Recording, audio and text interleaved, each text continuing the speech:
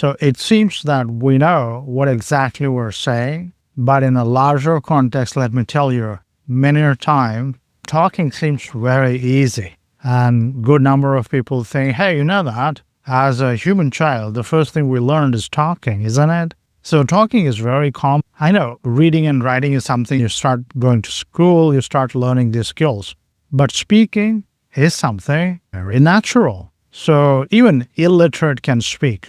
I'm not talking about just a first level of speaking. So I divided speaking into 3 levels. The first level of speaking is just you able to produce sound, and you're born in a certain geography, in a certain culture, so you know that language and you can generally speak. That's a first level of speaking. The second level, which is a bit harder than that, is speaking about a domain. For example, if you're a physics teacher, you talk about physics.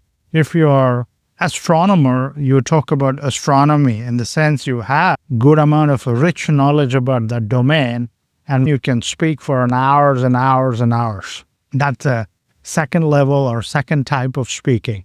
So now the third type of speaking, okay, this is third level. The top level is more difficult compared to your earlier level. What is this?